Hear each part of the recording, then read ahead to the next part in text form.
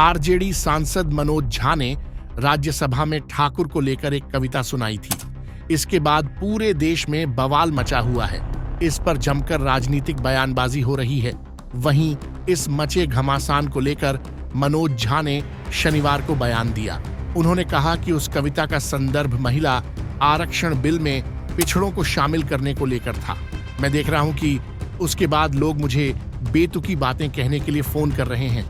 ये कॉल मुझे पिछले दिनों से आ रहे हैं। इस तरह के कॉल पिछले 72 घंटों से आ रहे हैं। इसको लेकर पार्टी ने भी स्थिति स्पष्ट कर दी। पार्टी के राष्ट्रीय अध्यक्ष ने भी खुलकर सारी बातें सामने रख दी। इसके बाद भी अगर ये विवाद है तो इसके पीछे कोई ऐसे तत्व है जिनका दलित समाज से कोई चिंता नहीं है। मनोज झा ने कहा कि वह कविता ओम प्रकाश वाल्मीकि द्वारा लिखी गई थी। उस कविता को पढ़ने से पहले मैंने एक डिस्क्लेमर दिया था कि यह किसी जाति से संबंधित नहीं है। मैंने कहा था कि ठाकुर मेरे अंदर भी हो सकता है। वो प्रभुत्व का प्रतीक है, किसी भी जाति के हो सकता है। उस कविता का संदर्भ महिला आरक्षण बिल में पिछड़ों को शामिल करने को लेकर था। इसके बाद कुछ प्रतिक्रियाएं हुई। इस पर मैंने कुछ प्रतिक्रिया नहीं दी है।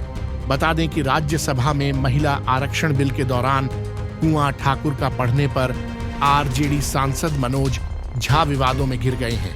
आरजेडी के भीतर ही मनोज झा का विरोध शुरू हो गया है। आरजेडी विधायक चेतन आनंद के पिता आनंद मोहन ने मनोज झा की जिह्वा खींच लेने की बात कही है। शिवहर से आरजेडी विधायक चेतन आनंद ने भी मनोज झा पर निशाना साधा है। इसके साथ ही जेडीयू और बीजेपी के नेता भी इस बयान को लेकर मनोज झा के विरोध में उतर गए हैं। बिहार में इस बयान पर घमासान मचा हुआ है।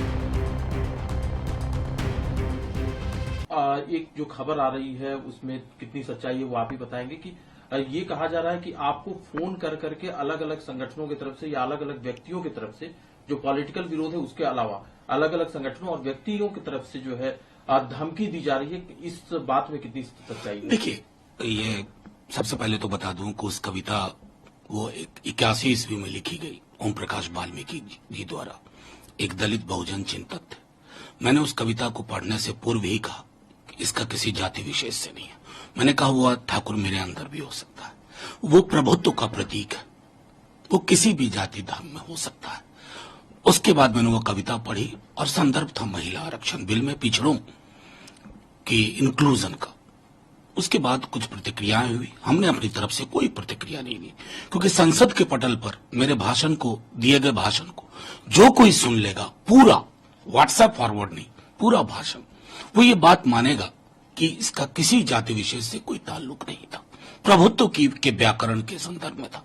लेकिन मैं देख रहा हूं उसके बाद लोग अंत शंत टेलीफोन कॉल कर रहे हैं। एक अभी आया।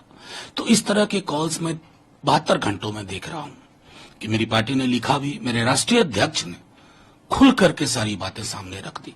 उसके बाद भी अगर ये विवाद है ना, तो इस विवाद के पीछे कुछ ऐसे तत्व हैं जिनको दलित बहुजन समाज की चिंता से कोई फर्क नहीं पड़ता, जिनको ये नहीं समझना है कि कविता क्या थी, उसके पूर्व और उसके पश्चात मैंने क्या कहा।